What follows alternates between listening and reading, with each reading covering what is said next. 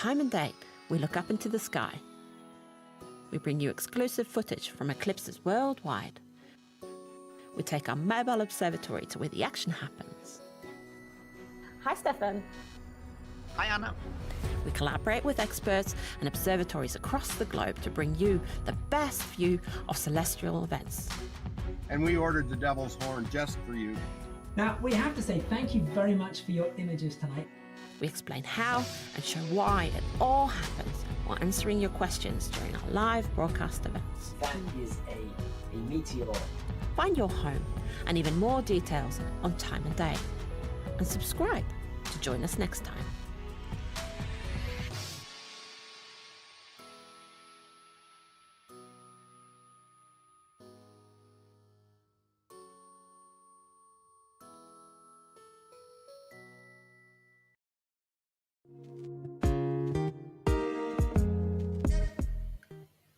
And welcome.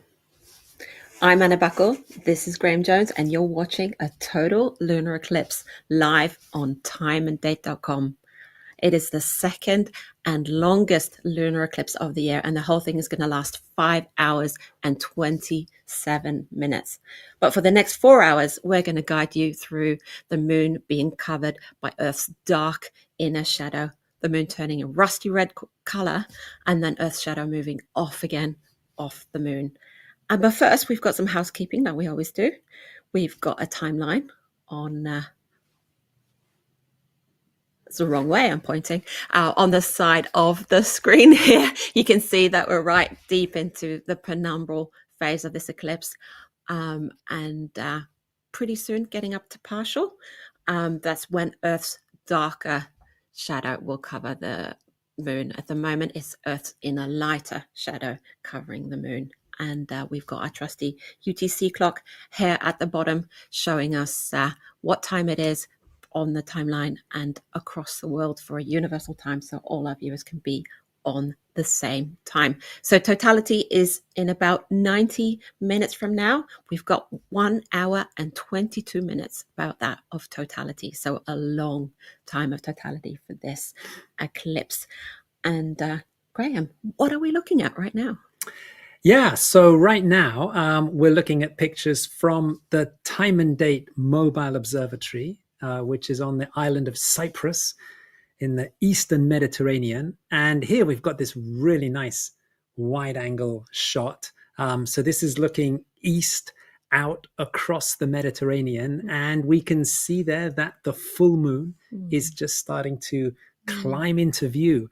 So moonrise in Cyprus was about 10 minutes ago, but it's just taken the moon a little while to kind of rise up above the haze that's hugging the horizon there. We can also see that it's still very bright. It is there in Cyprus. It's a full moon, and a full moon rises around the same time that the sun sets. So it's still a very bright sky there in Cyprus. We've still got like another 20 minutes or so of civil twilight. So that is giving us this view of the moon. It's got that sort of reddish tint, but that's not to do with the eclipse yet. That is simply because the moon is very low down, close to the horizon, coming through all that haze and all that cloud. That's what's giving the moon the red color there. This is not the blood red of a total lunar eclipse just yet. not just yet, but it will come. It will come. Yeah, absolutely.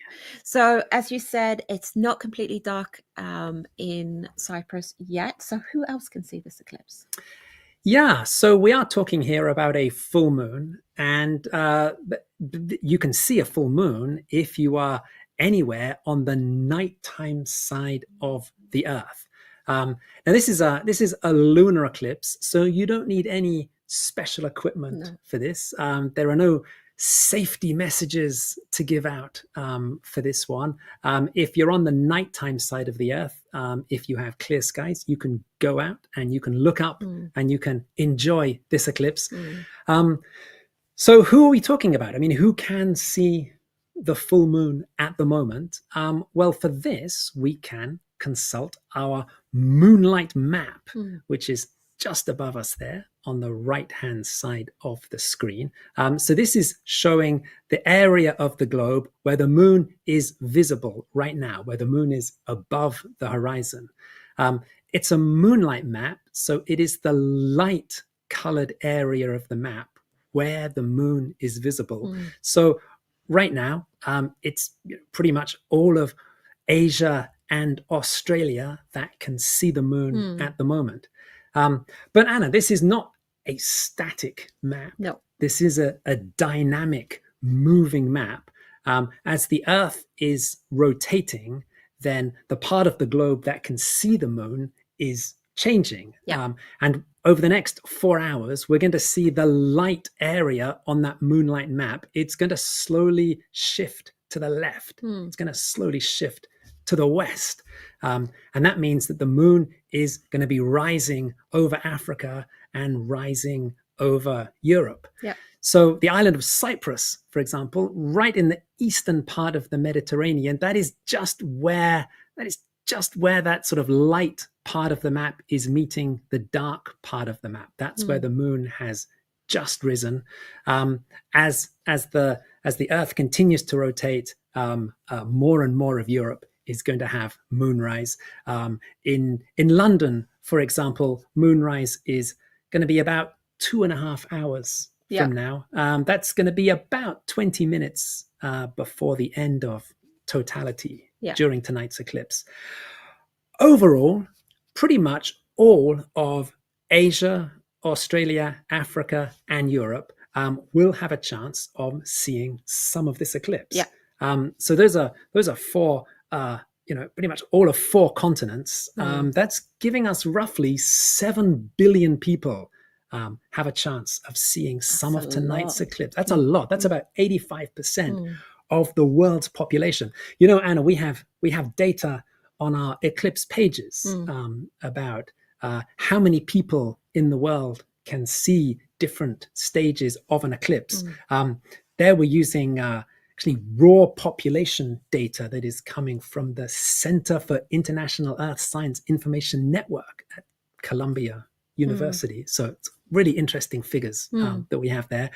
The 2 continents that don't really see any of tonight's eclipse, that is North America and South America. Right now, they are on the daytime side of Earth. So the moon is on the wrong side of the planet for them. Right now in New York, for example, it's just after midday. So the moon is not going to be rising for many hours until after the eclipse has finished. So no eclipse today for North or South America, but for the rest of the globe, if you've got clear skies, you can go out and enjoy some of this eclipse. And if you're in North or South America, you can enjoy it here. But absolutely, yeah. So we're at 4 locations for this eclipse. We're in Australia, the United Arab Emirates, Germany, and Cyprus that we're looking at right now. And that last location, that's where our time and date mobile observatory is. That's where Steffen Thorsen, Anna Smith, and Renate Mauland-Hus are streaming the moon to us right now. And it's very impressive that they've managed to catch this image so soon after moonrise. We know how fiddly it is to be able to get to train your telescope right on the moon as the moon comes up. So they've done an awesome job there. They flew down to Cyprus because that's where Steffen has poured over our cloud data. He's poured over our the depth of how deep the eclipse is. We've got moonrise here. We've got the eclipse hasn't started yet. Well, the penumbral phases have started, but not the partial phases.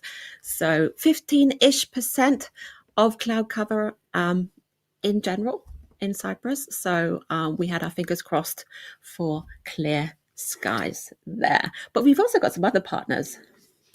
We're working with some old friends tonight and also some new friends. One of our old friends is Matt Woods at Perth Observatory in Western Australia. And here, this is the bad news that we have to share, Anna, that Matt in Perth is unfortunately completely clouded out with clouds and rain.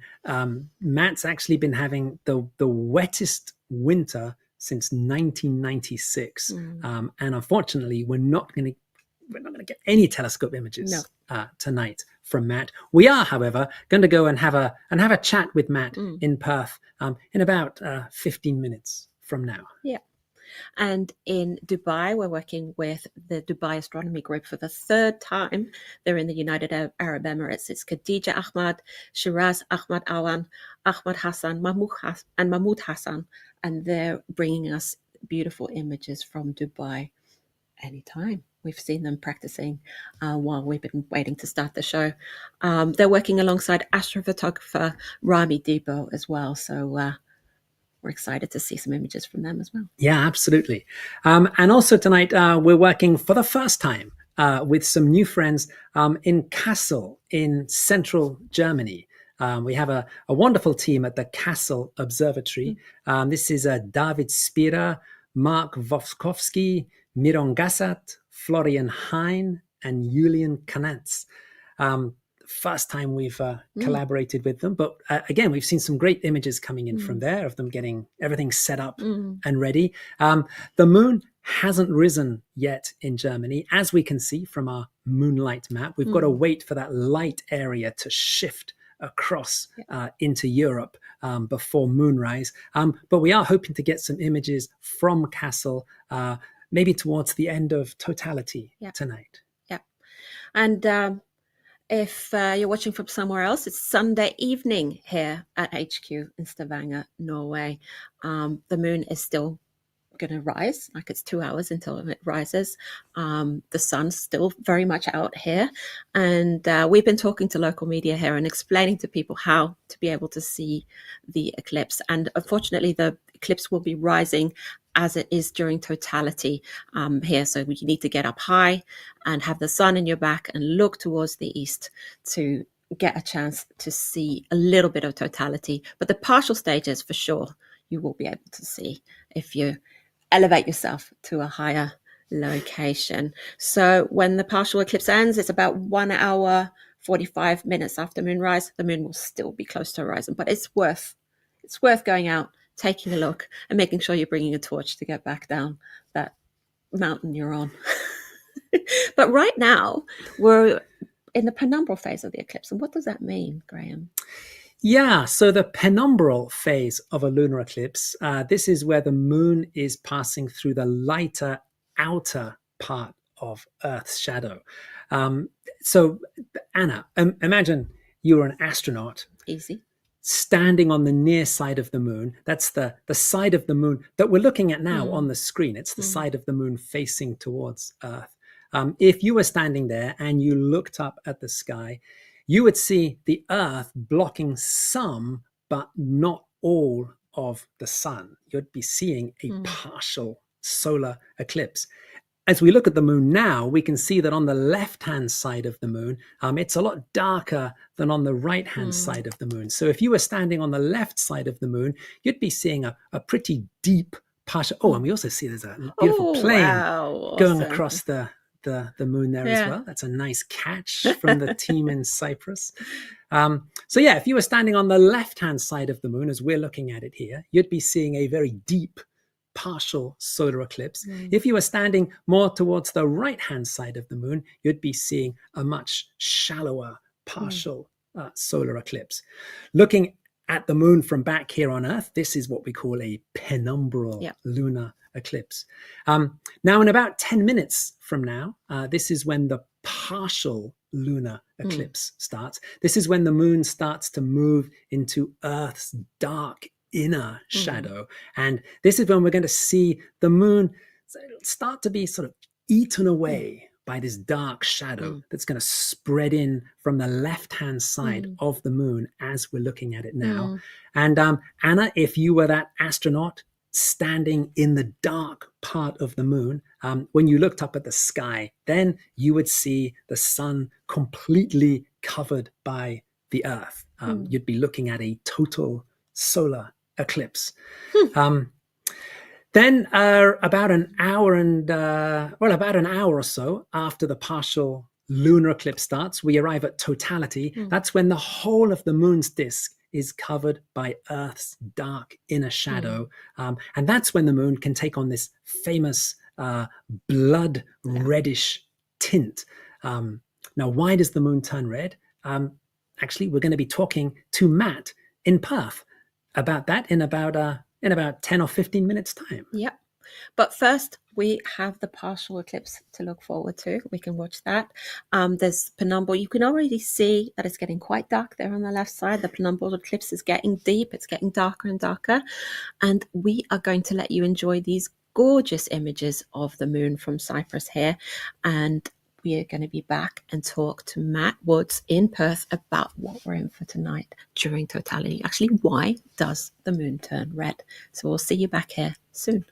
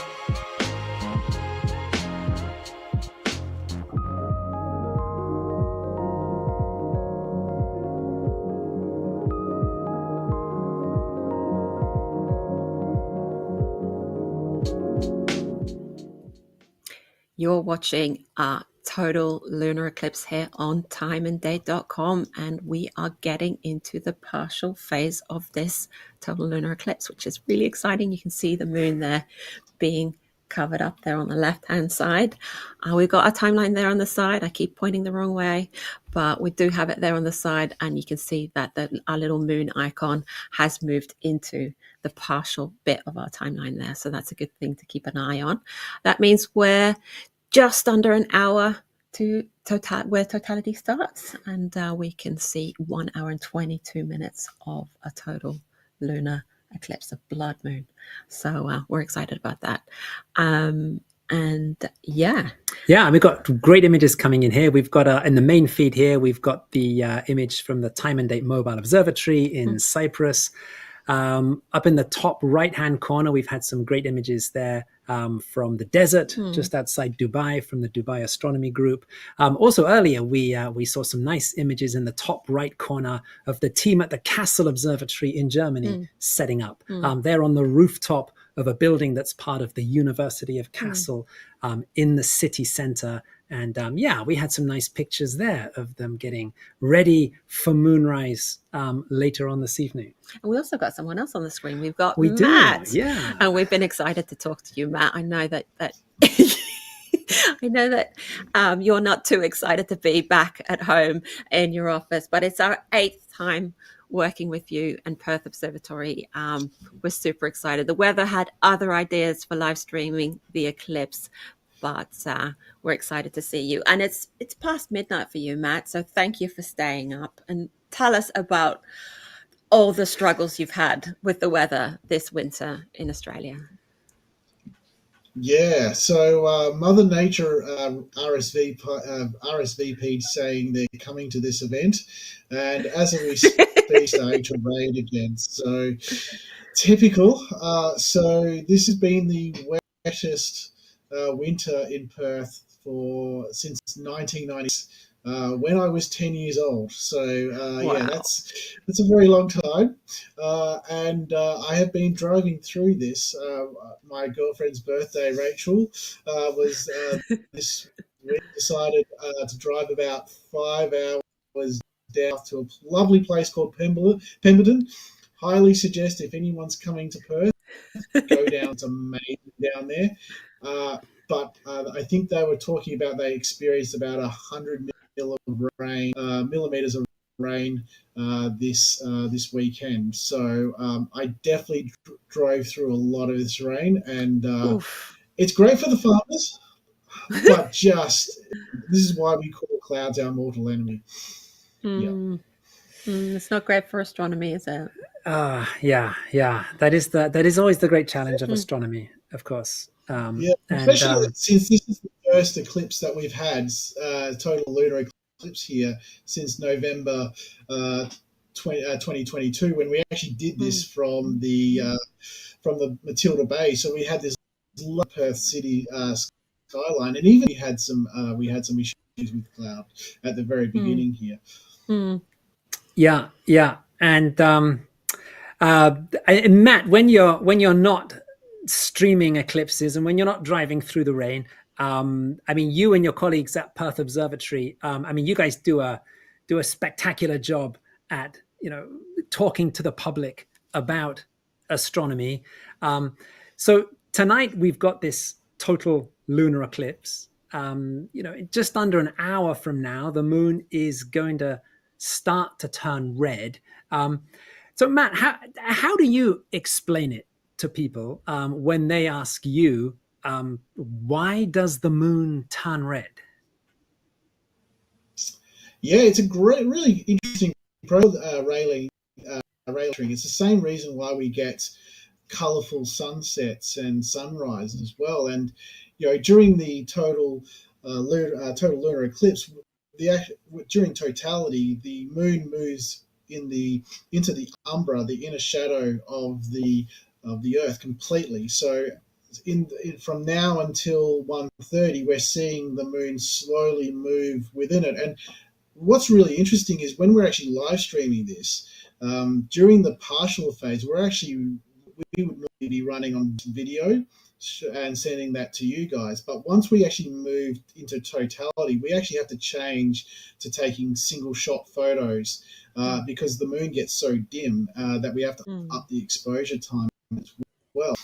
What's happening is that even though it's completely in the shadow of the Earth, some of the sunlight is still going through the Earth's atmosphere, and our atmosphere acts like a lens and bends and refracts some of that sunlight into the shadow. And our atmosphere is blue and that's because the oxygen and nitrogen particles kind of absorb or refract that blue part of the light. Light's made up of blue, red, and yellow, and then what's left over is the red and yellow light, and that continues on and hits the moon as well. And the really cool thing is it depends on how clean the atmosphere is. It will look a lighter orange or a copper color if you don't have any particulates like dust or volcanic in the atmosphere, but it will look darker red if you do have like a volcanic eruption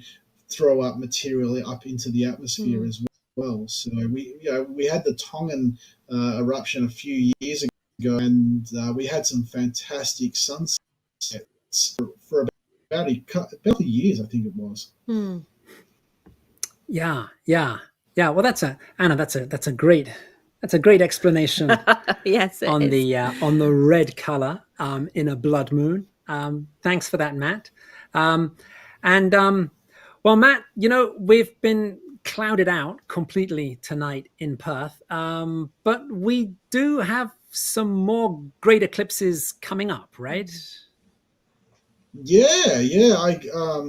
And funny enough, I got to do a TEDx talk on live streaming an eclipse with you guys as well back in 2004, November 2004, and I got to explain to the public that WA has actually 5 eclipses in the next 50 years, total solar eclipse. So we have 2028, which is coming up, and that's below Kununurra, in the very top of West Australia. It's the second largest state in the world.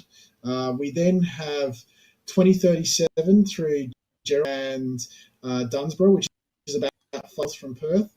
We then have 2038 Onslow, which is actually further up from the eclipse, which Steffen and I did in 2023. We then have in 2062, we have Albany, and the one I'm hanging out, 2068, that goes directly over Perth.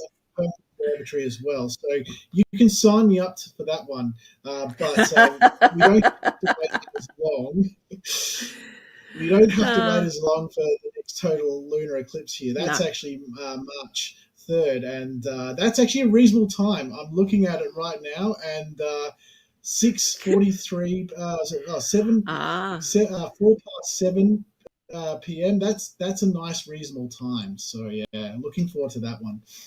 We might actually have to do that one from Matilda Bay again, like we did November 2024. So, yeah, and we should also say that Perth is in a ideal time zone for what we're starting to call the New Year total lunar eclipse, as 2028 rolls into 2029.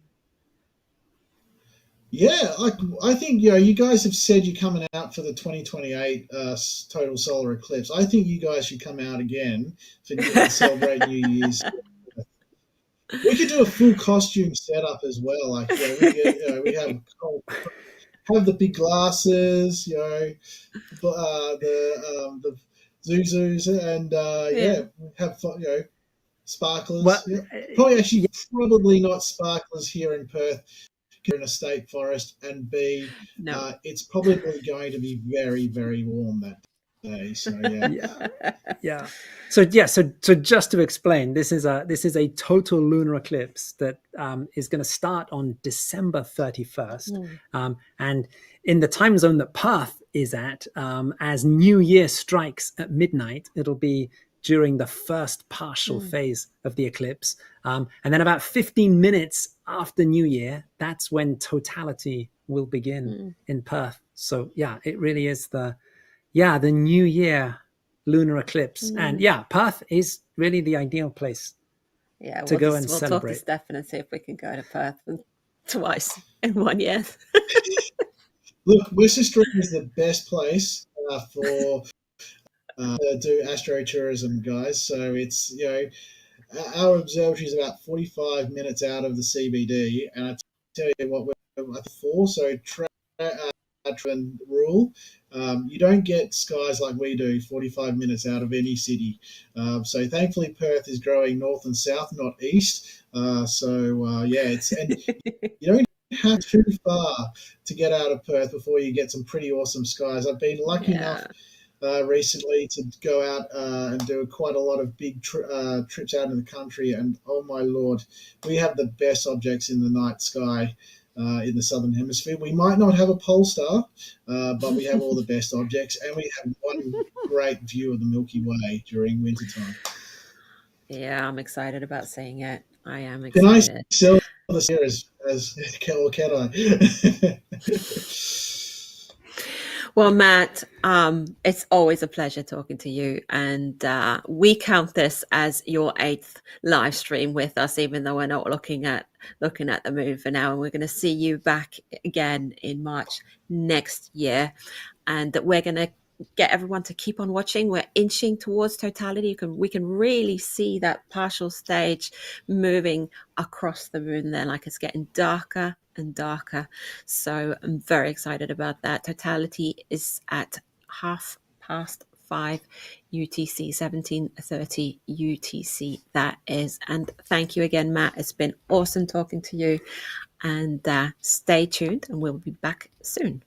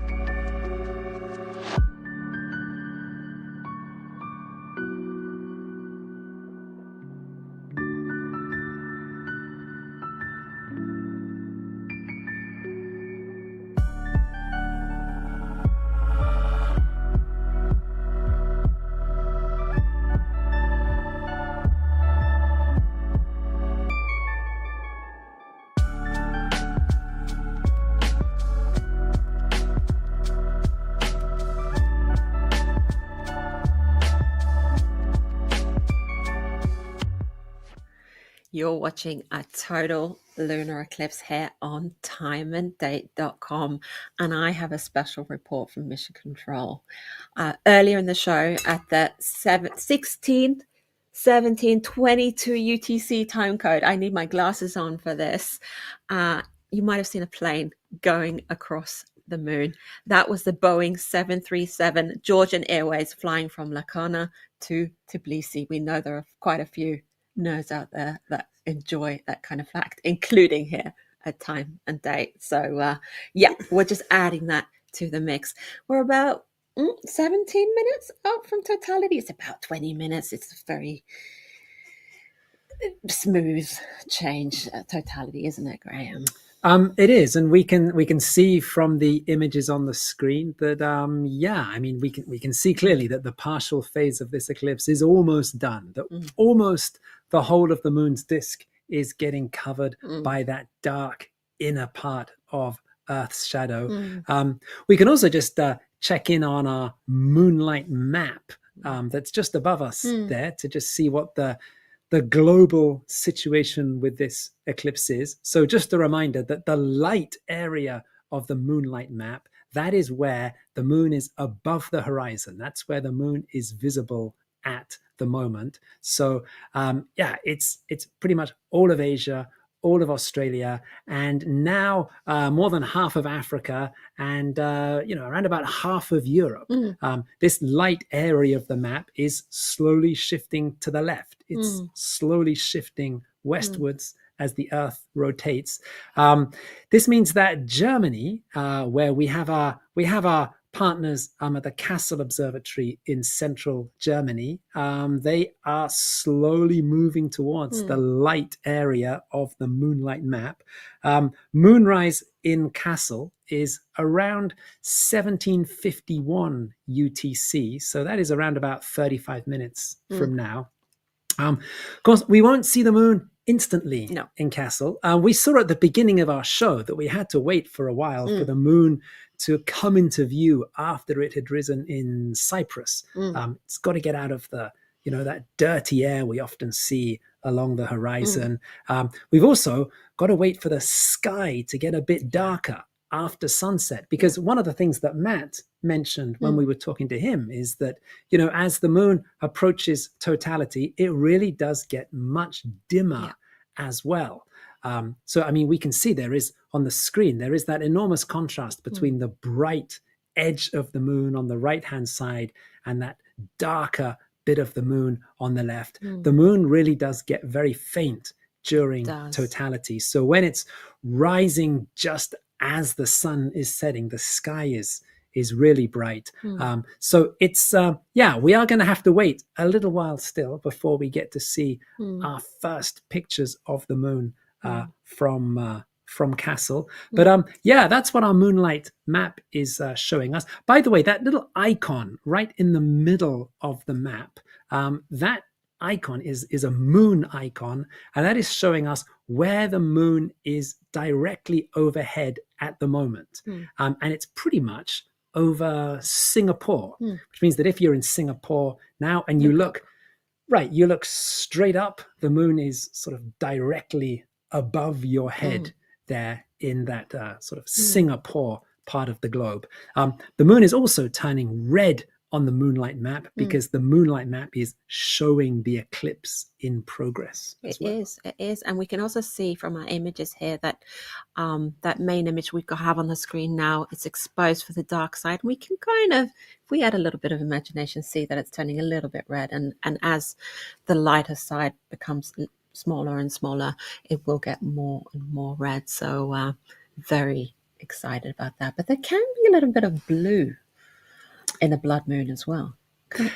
That is true. Yeah. A little band of blue that we sometimes see, also known as the turquoise band. So again, Matt was explaining earlier about why the moon turns red during totality. He was talking about how sunlight getting filtered through Earth's atmosphere takes on this reddish tint, and it's that reddish glow around the edge of the Earth's atmosphere, that's kind of giving the moon this red, bloodish color. But around the edge of Earth's atmosphere, in Earth's upper atmosphere, there is the ozone layer. Yeah. And light that passes through the ozone layer actually takes on a bluish color. So this means that when we look at Earth's dark inner shadow, we're seeing this dark reddish shadow, but around the edge, there is this a very thin, pale, bluish edge to the shadow. Now, it's really difficult to see, and as we're looking at these images here, it's very difficult to see because we've got that great contrast between that sort of very bright side of the moon on the right and that sort of dark reddish part of the moon on the left. Sometimes just before totality or just after totality, when that bright white part of the moon is very thin, sometimes where the light part meets the dark part, if you're lucky, you can just see this little hint of blue, a little blue band, a turquoise band. But it is difficult to see. And we don't always see it at every total lunar eclipse. We did see it in March. So fingers crossed we're going to see it again. Well, fingers crossed. That's right. We actually had some great images back in March of the turquoise band. So fingers crossed. And we'll keep watching to see if we can spot any of that tonight. So there's still lots to look out for and enjoy for tonight. But of course, you don't need to have a lunar eclipse to look at the moon. There's always fun things to look for with the moon. Yeah, absolutely. And Anna, we got a reminder just a few days ago from our friend at NASA, Stacey Horvath. She's at NASA's Goddard Space Flight Center.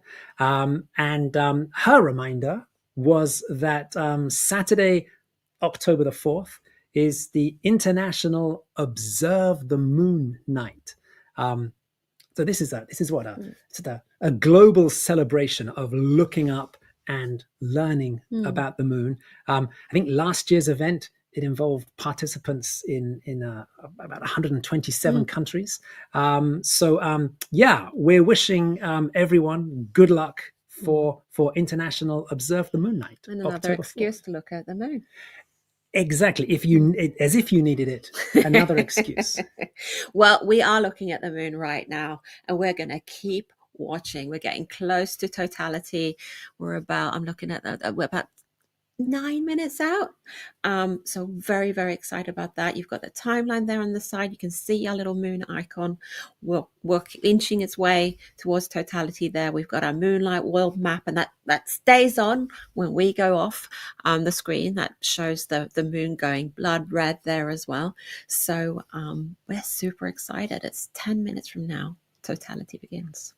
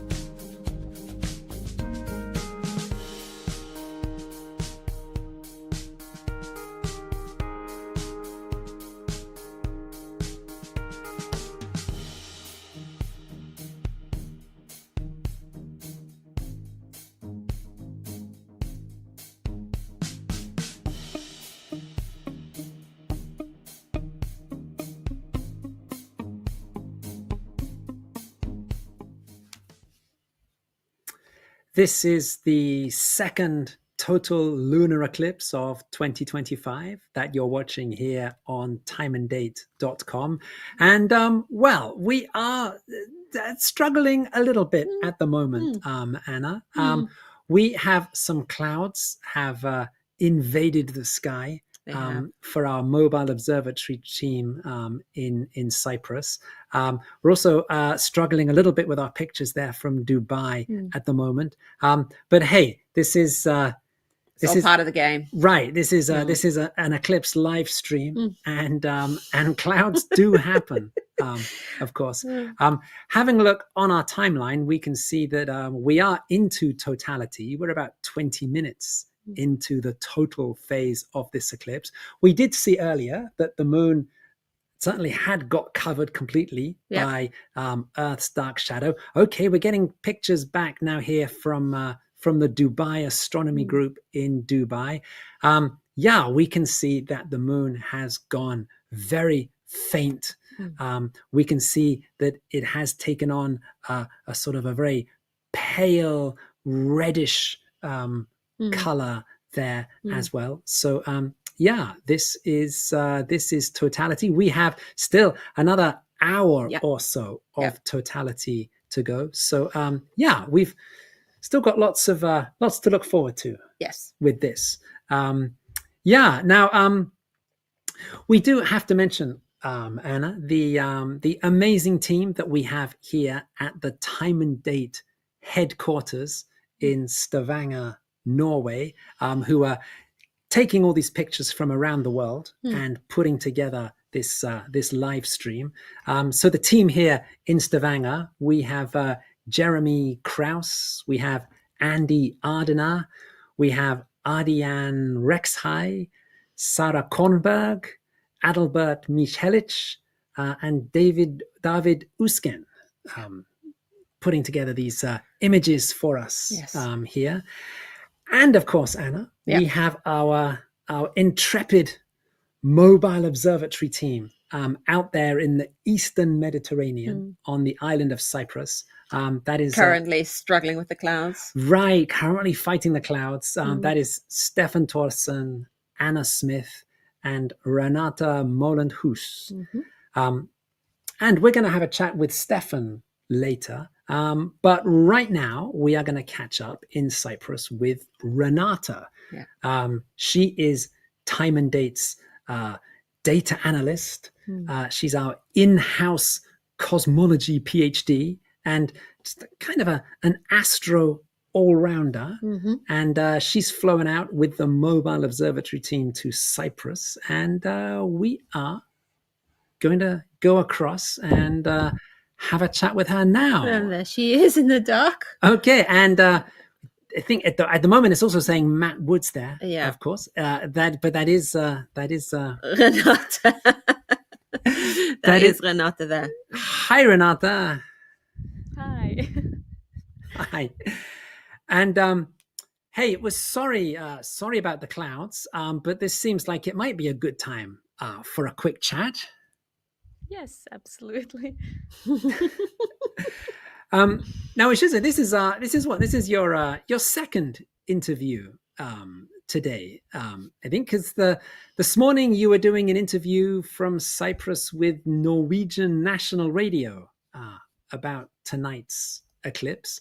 Tell us when you're talking to the media, what sort of things are they interested in about this lunar eclipse? Well, of course, they were very interested in what it actually is, what is happening, why does it turn red, and of course, very much where in Norway can we see this, and who gets the best view of it across the country. Bit of competition there by the sounds of it. Yeah. Right. So this is your first time on the road with the mobile observatory, Renate, and what is it like? You're sitting there in the dark. It's you got in yesterday and now you're live streaming the moon.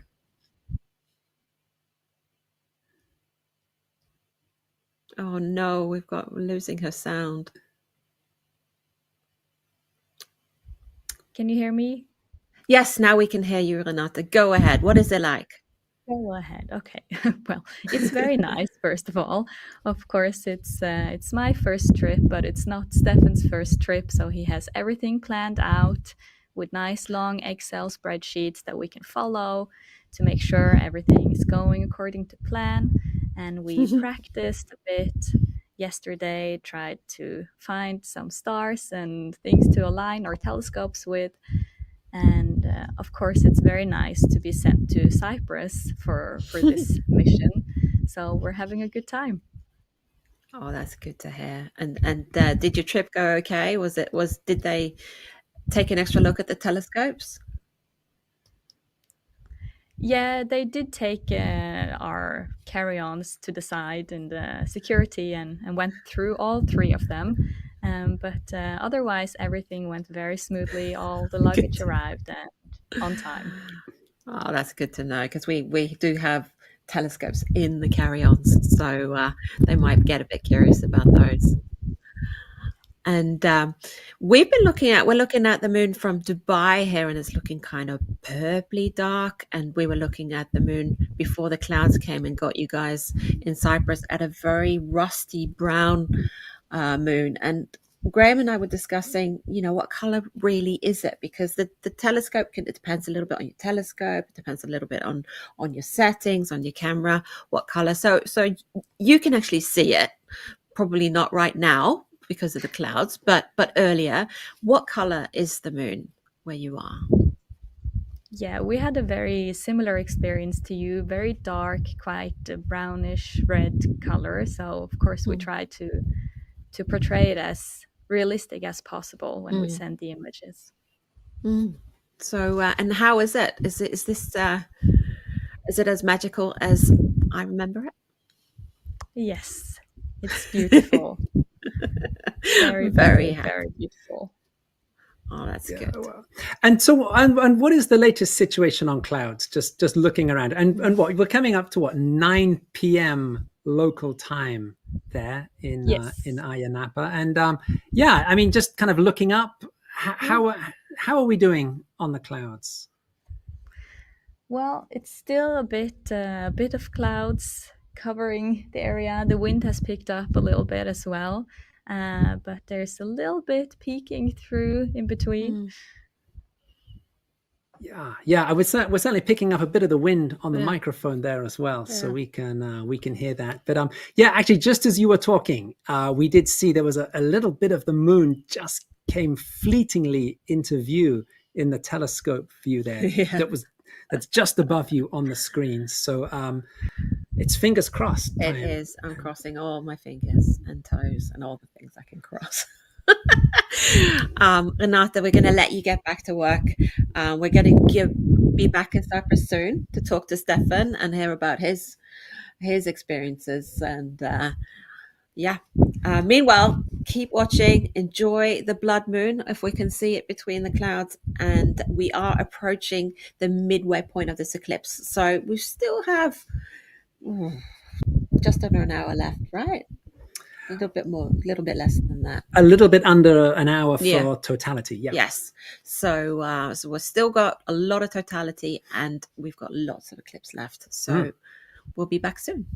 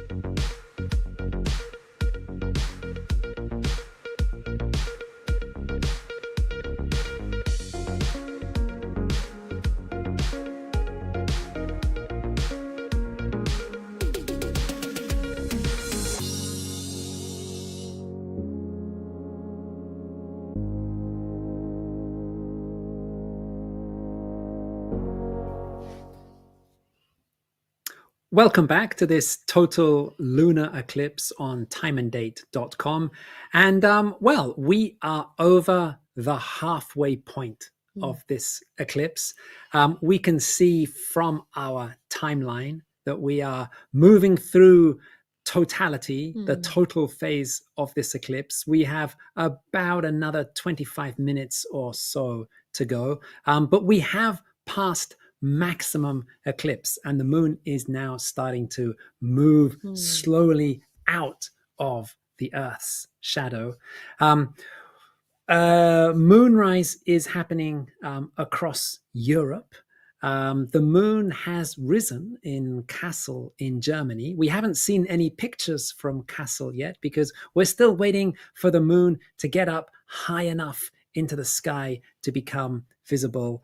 We're also waiting for this very faint, totally eclipsed moon to become visible as the sky is darkening in Kassel, because when the full moon is rising, that's when the sun is setting. So you always have a very bright sky still at moonrise, at full moon. But yes, we're going to be hoping to get some telescope images from Kassel up on the screen soon. In the meantime, we did say that we were going to go back to Cyprus and have a chat with Steffen Thorsen. Steffen is the Time and Date CEO and Chief Eclipse Chaser. And we're going to go and have a chat with him now in Cyprus. There he is. Hi, Hello. Steffen. Hello, Graham and Anna. Hi. So why Cyprus? I'm going to jump right in and ask, why did you end up there? There kind of had a few reasons for that, but one option is always to be at home, but in Norway we only get half of the eclipse, and the weather is normally not that great, and it's very hard to see the eclipse or the moon when it's very low over the horizon. So we had to get a bit more east. That was one reason. And then we wanted to get a bit rid of the clouds. At least plan was to get rid of the clouds. And then it would be nice to go a bit more south to the Mediterranean. And the furthest we can get in the European Union at all is actually Cyprus. So we and the most kind of convenient place to go without having to fly too far, both for expense and time reasons, was Cyprus. And we used our own eclipse map with the cloud cover map, which tells the average cloud cover in Cyprus is about 5% at this time of year. So it sounded like a very good idea. But you have been fighting the clouds, and tell us a little bit how you prepare for this. You know, you have to set up, you have to prepare. You know, you've got things scheduled, you're practicing. So how does all that work? And then on top of that, fighting clouds. No, we've done it quite a few times now, so it gets a bit of routine, and you try to kind of do the same things as you've done before. But there's always something new you might want to try, which didn't before, and there's always improvements. And there's a new place. We haven't been this place before, so we didn't know exactly what to expect in terms of both location, what the views were like, and internet capacity, and lots of small but important things to do a stream from. So yeah, and I mean, and of course, once you've got all the equipment set up, there's still a lot of work to do on managing the telescopes. And I mean, you've been dealing with various challenges throughout the evening. I mean, the eclipse started when the skies were still very bright after sunset. You know, now you're fighting clouds during this, very faint total phase. I mean, how do you deal with these changeable conditions? As some eclipses, like the previous total lunar eclipse where we were in Charlotte in the US, that was kind of a very quiet evening most of the time because everything just worked fine. There was a bit of clouds in the very before we started the show, but they all disappeared. So we had a kind of easy night, and we started quite well today as well. But of course, we knew that the challenge of getting the moon rise and how quickly we can get the moon. Ideally, you want to kind of have the telescopes aligned and trained in advance, but we arrived. It wasn't so easy to do that here, so we kind of just had to. We brought binoculars where we're watching the sky and scan the horizon to see the moon, which is kind of exciting, but also sort of you really want to see it now. And then you need to kind of set up everything in a way to get the lock on the moon. While normal eclipses that are further into the night, you can kind of set up everything in advance before you go live. So it's kind of the first one we kind of did it this. I haven't got the first one, but it's one of the few we didn't have such a chance to prepare in a way and get everything up in time. But it's a nice challenge, I would say. Yeah, and you did get it up in time. We saw telescope images of the moon quite early on after moonrise, didn't we? Yeah, we I don't remember the time, but the moon was not visible right over the horizon. There was a bit of a haze, so and it's a bit hard to see where the haze stops and kind of there's a clear sky, so you just need to kind of patience and be on the lookout. But when it appears, it was very clear where it was, so that helps, of course. Yeah, and we're looking at a beautiful moon now. From you guys, and also what we call the wide shot. So you've got the moon right up in the corner of our little black box above Steffen there, and that's a little bit kind of realistic of how it actually looks when you're in. Yeah, it is actually very realistic. Indeed, it is actually. We can just look up and then we look at more or less the same thing as that little image shows.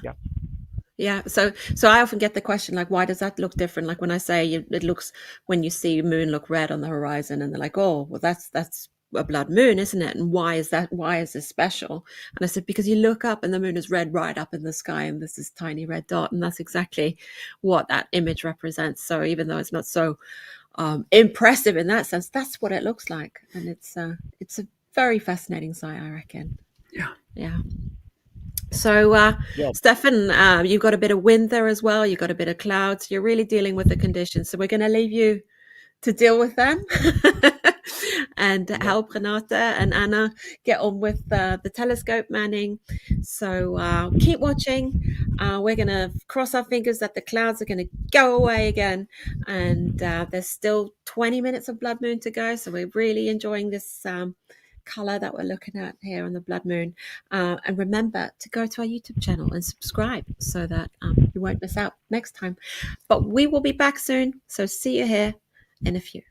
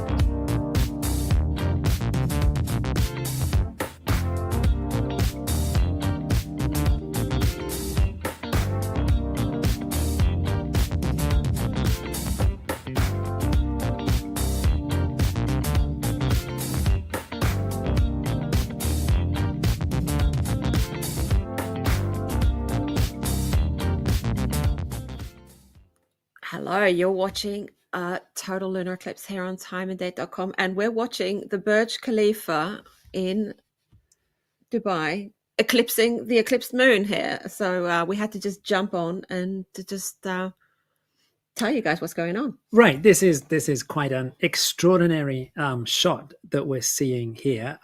So this is from the Dubai Astronomy Group. They have a telescope set up in downtown Dubai.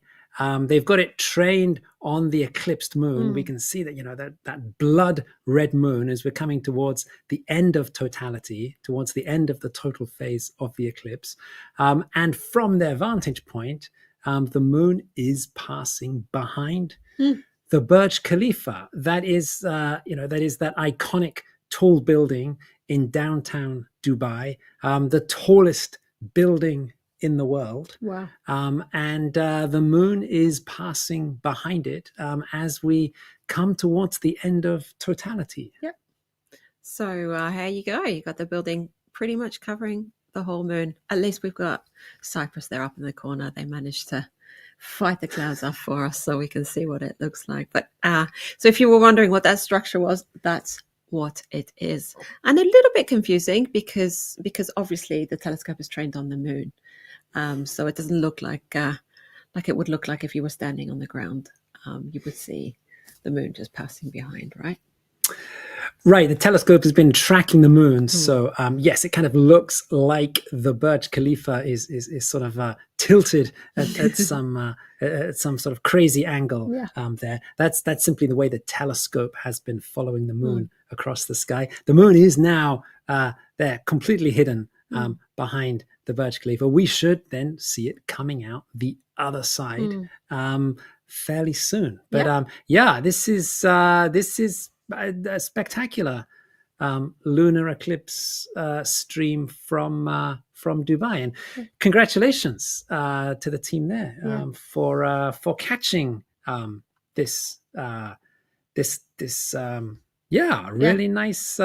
really nice view here. Yeah, and now that it's easier to see, we were a bit, when they first started happening, we were a bit wondering, is that the building? Is it not? But we can really tell that it's the Burj Khalifa now, but obviously tilted because the telescope's following the moon. And also Ayia Napa, Cyprus, looking beautiful there. We were talking to Renate earlier in the show, and she was saying it looks quite brown this time round. So it's less red, more brown this time round, the blood moon. So that was also super interesting to learn about. Yeah, the color of total lunar eclipses, it does vary from one eclipse to another. It does vary from location to location. A lot does depend on what the atmosphere is like at a location. It depends on how high the moon is in the sky. I mean, we actually saw a very red moon at the very beginning of our live stream from Cyprus, but that was simply because the moon was so low down, close to the horizon, in all of that haze that we get down there. That was nothing to do with the eclipse at all. So, but yeah, as you say, Renata was saying that, it is actually with the naked eye from Cyprus. It is looking a very brown color. So some great pictures from Cyprus. We did also start to see, Anna, some of our first pictures coming in from Kassel in Germany, where the moon is climbing into view. And meanwhile, we're just still keeping an eye on that Dubai feed, where we're now expecting to see, it is, the eclipsed moon coming out on the other side of the Burj Khalifa in downtown Dubai. So there you have it. So when you're watching an eclipse from the ground, so to speak, and looking up, there are structures where the moon can pass behind and make it even more interesting to watch the eclipse. So we're going to be back again a bit later. We will see you soon.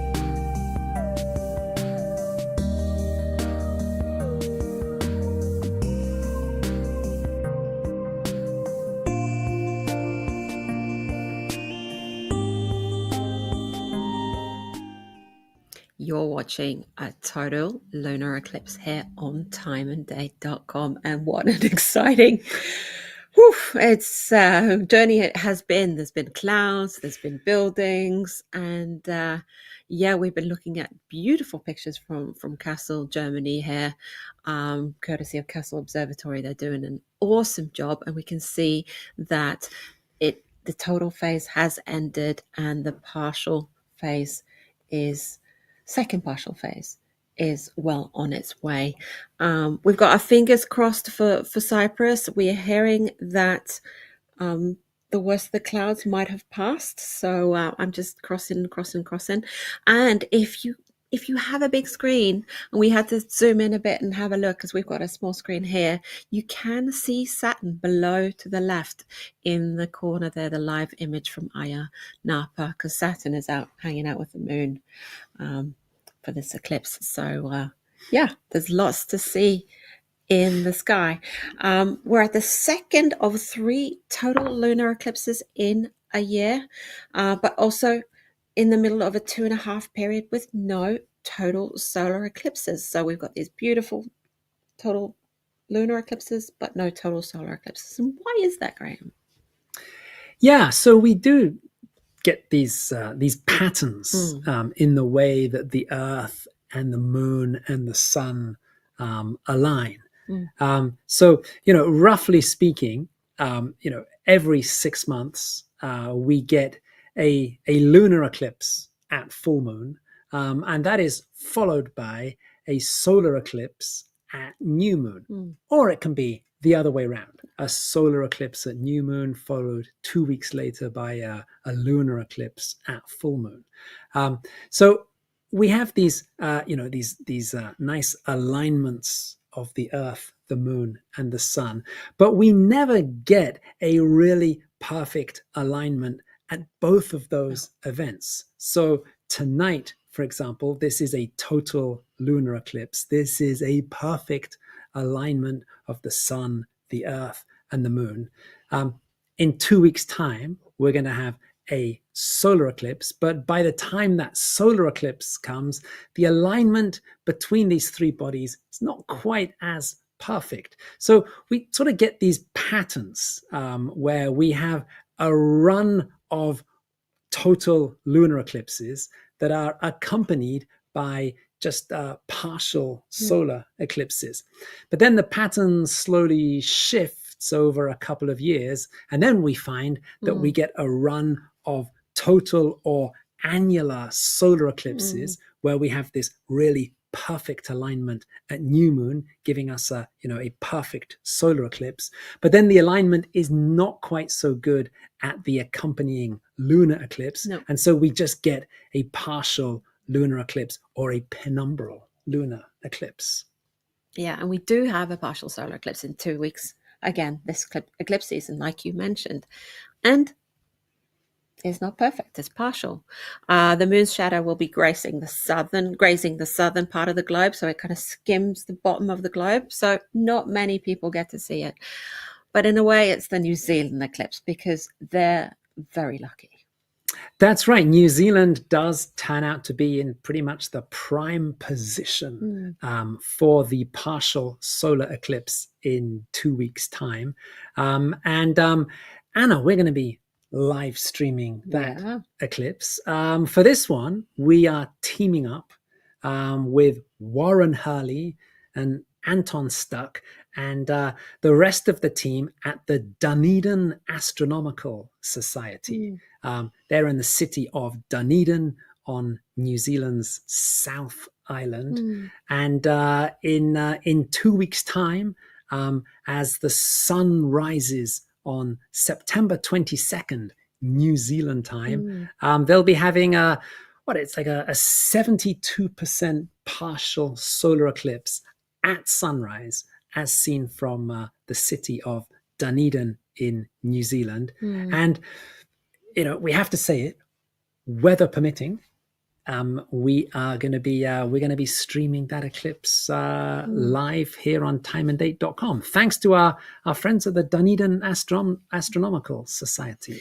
And boy, did they have a challenge to catch an eclipse sun rising. It's we've we've been talking about this challenge of catching the moon. It is similar catching the sun. You don't have anywhere to point your telescope until the eclipse is actually rising. So it's we've got our fingers crossed for Warren and Anton that they get it all right. But it's a lot of things, and we've got our fingers crossed for sure. Absolutely. So we're going to be back in the hot seat in 2 weeks here, keeping you guys company and hopefully showing a beautiful partial solar eclipse. But meanwhile, we still have lots of lunar eclipse going on tonight. We can look at these beautiful images coming in from Ayia Napa, from Castle. It's all happening, and it's so interesting to see that really, really bright side of the full moon coming back into view there. You can really tell how much light the full moon actually gives off and how dim a total lunar eclipse makes the full moon, right, Graham? Absolutely, yeah. And I mean, and still, when we look at that bright part of the moon on the left of the screen, as we look at it from Kassel in Germany, that's still not the fully illuminated moon. There is still a penumbral eclipse happening on that part of the moon. It's not the dark part of Earth's shadow. No. It's the lighter outer part. If you were standing in that light area on the left of the moon, if you looked up at the sky, you would see not all of the sun. No. You'd only see part of the sun. The rest would be blocked by the Earth. You'd be seeing a partial solar eclipse. But like you say, yeah, the difference, it really shows you the difference between a partial solar eclipse and a total solar eclipse. Because if you're standing on the right, in the dark side of the moon, you're getting a total solar eclipse.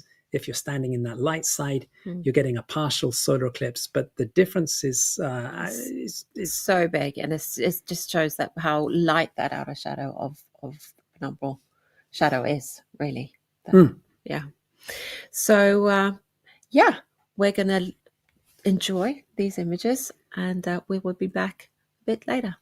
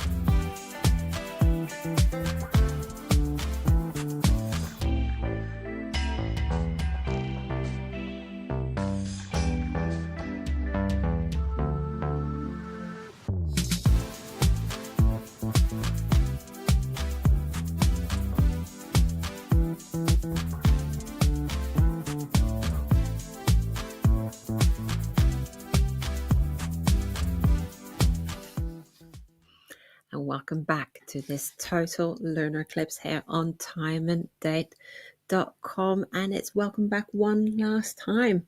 This is the last time we're in here saying hello, but it's not the last time.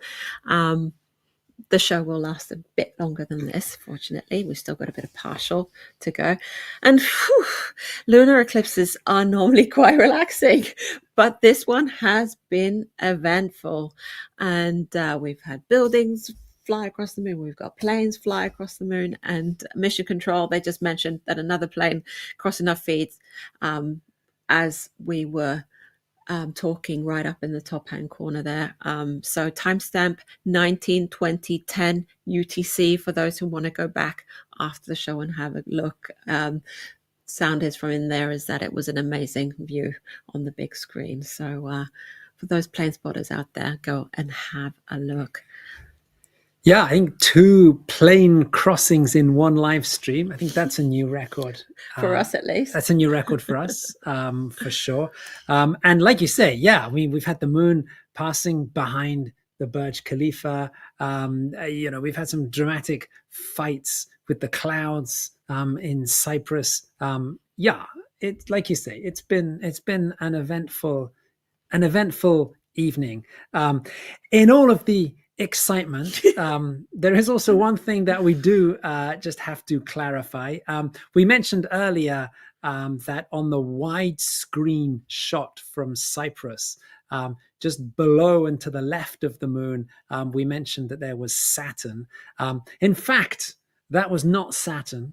That was actually just a bright star, Phi Aquarii, which is very close to Saturn in the sky at the moment. But Saturn was not in that widescreen picture. It was just a bit further out.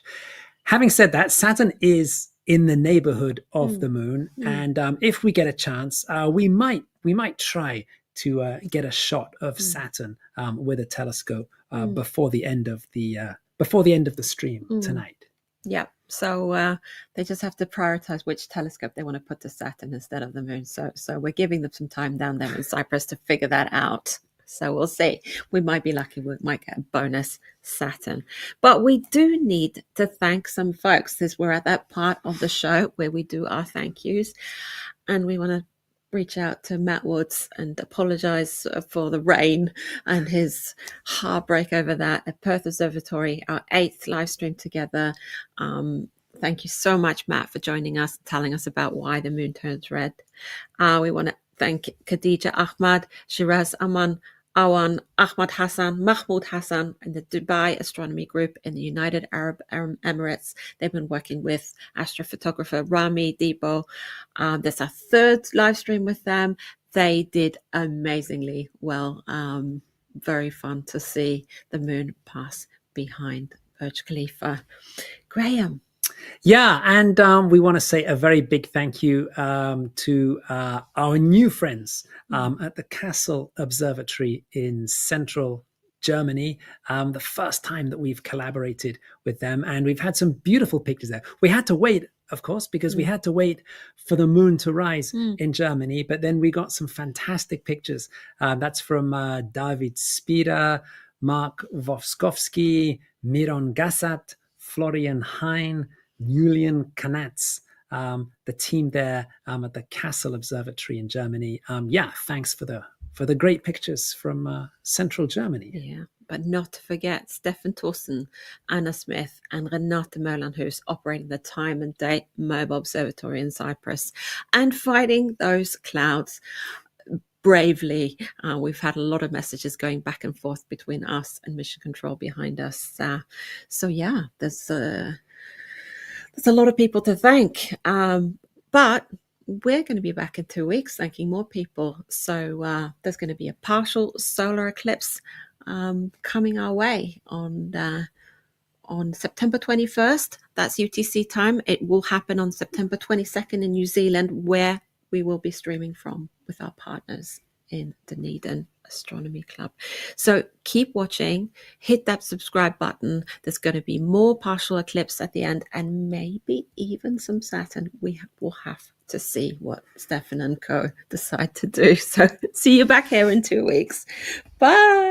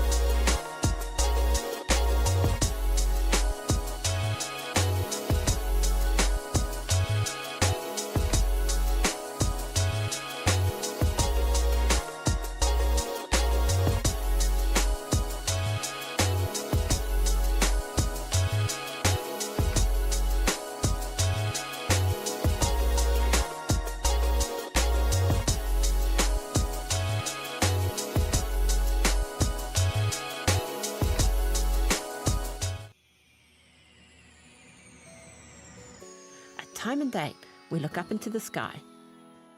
We bring you exclusive footage from eclipses worldwide.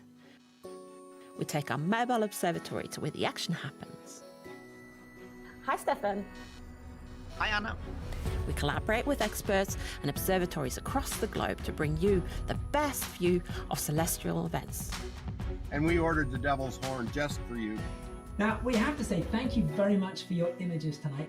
We explain how and show why it all happens while answering your questions during our live broadcast events. That is a meteor.